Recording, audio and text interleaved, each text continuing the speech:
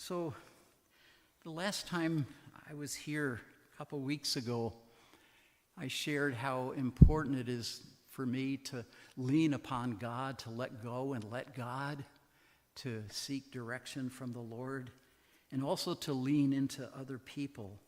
And I shared with you, those of you who were here or may have tuned in from a different place, I said that already I'm learning from you. You know, that time that I learned how you make egg salad as Methodists. And I meant that. And even though this coming Sunday, maybe making the egg salad is going to happen again, I'll keep my mouth quiet as I listen to learn and learn to listen and from you. You're teaching me. Many of you who were here identified that you knew Don and Deb Washburn, names that are familiar to some. So let me finish something I didn't say a couple weeks ago. My association now with the Bacon Hill Reformed Church up near Schuylerville is a deep friendship with the pastor of that church, Janet Meyer Vincent. She's a close friend. She is now leaving her work as a hospice chaplain in Saratoga County. She'll continue to be the part-time pastor of the Bacon Hill Reformed Church. In that cemetery across from the church, that's where Deb and Don Washburn are buried. And over the years, in my relationship with Sandy Hicks, I've come to know and appreciate and learn from both Sandy and from many of you the deep impact that Don had and Deb had upon your lives. Can some of you say amen to that, if that makes sense? And it's the same thing that's happening from you, Amy, and Ian, if you're listening. You know, you are feeding people. You are nurturing people. Often we don't say what we appreciate about what you're doing. So sometimes forgive us if we're quiet. But Don and Deb were givers. So over the last 10 or 12 years, as Sandy and I have come in relationship together, and I've moved out here, I've come to appreciate both this church, your congregation, and I've got that check right here for my t-shirt for the Lord's Acre Fair. So as I become part of you, I'm falling upward. I'm falling upward. I'm moving in a transformative way to become something I've never been before, a retired person. Sometimes I'll go over to that Bacon Hill church up by Schuylerville, where Janet Meyer Vincent is pastor. She's a good one. As I've run with her, as I've paddled with her, canoe, as I've hiked the Adirondacks with her, I've listened to her. And sometimes we stumble in their connections. This sense of kinship develops, doesn't it, as we get to know one another? At some point, I asked Janet Meyer Vincent, I said, so how did you go about becoming a hospice chaplain?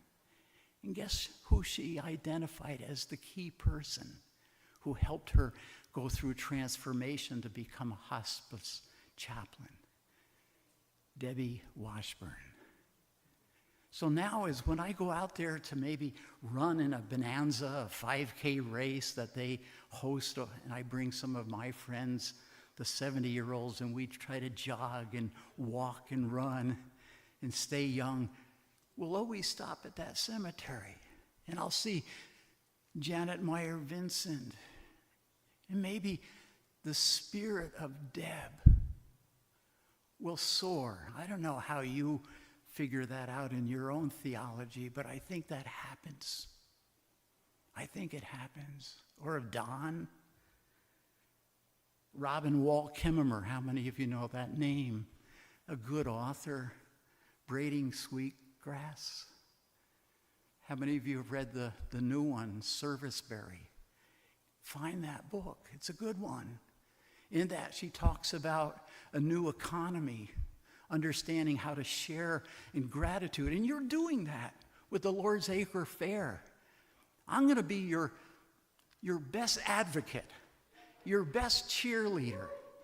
I'm going to hook as many Reformed Church people to come to this Methodist. You know? And I think that's falling upward. Someday, all this denominational stuff is going to shift. And I don't know about you, but sometimes, I'm going to be, vulnerable at this point in my life. There are things about my denomination, parts of it, that drive me crazy. If I ever come and preach again someday down the road, maybe I'll wear a robe. I've got one stole that I've kept. All the others I've given away. The one stole is a rainbow stole, given to me by a woman that I used to downhill ski with up at Gore. And when she asked me to baptize her adopted child, she made this rainbow stole for me. God is moving us in mysterious ways. Can you say amen to that? Hosea, come back to me with all your heart. Don't let fear keep us apart. Trees do bend, though straight and tall. So must we to God's call. Long have I waited for your coming home to me and living deeply this new life. The monks up at the Weston Priory, that's the place I go for retreat most often. They write the music. Brother Gregory wrote that, Gregory Norbit, years ago. Hosea was speaking to a people of old. We need to return. God is always calling us back. Even as maybe I've found a new place here, others are coming. Others are finding God here in this place. In the New Testament lesson this morning, come to me, all you who labor and are heavy burdened, and I will give you rest. How many of you find good rest, Sabbath rest here at this place? How many of you find a place to serve? Sandy and I came, was it a week ago Thursday, for the sing-along out on the lawn. Ian's a good song leader, isn't he? Wow. And I watched as many of you were doing your work for Lord's Acre Fair. You were right up to the last minute, and then you're bringing a chair over to the song circle. And it was amazing.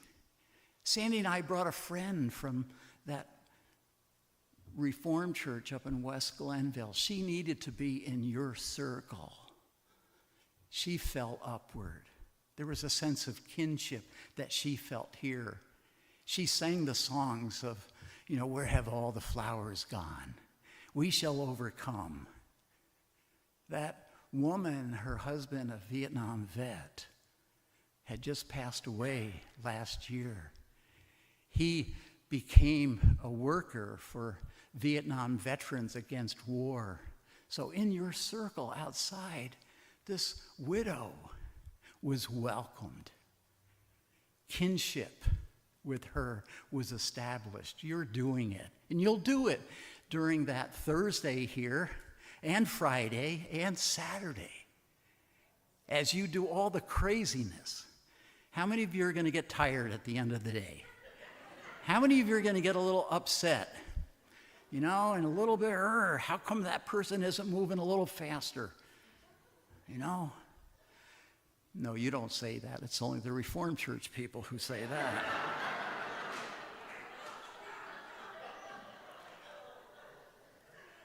But you know what I mean. It's life-giving what we do because God lives in us.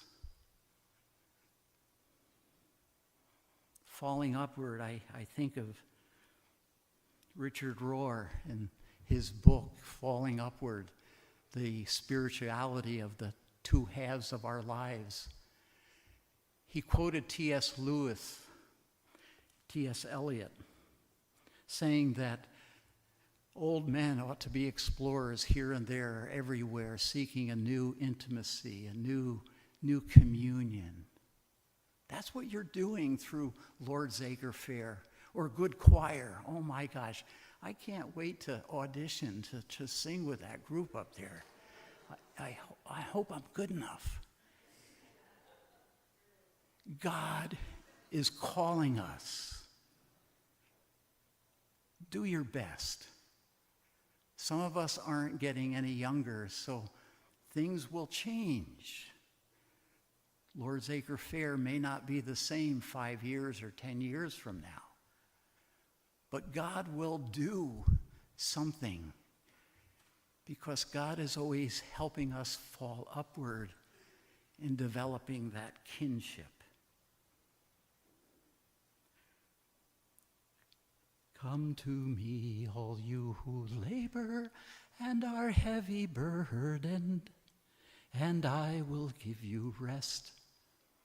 Take up my yoke and learn from me, for I am meek and humble of heart, and you'll find rest for your souls. Yes, my yoke is easy, and my burden is light. The Lord is my shepherd, I shall never be in need. Fresh and green are the meadows where he gives us rest.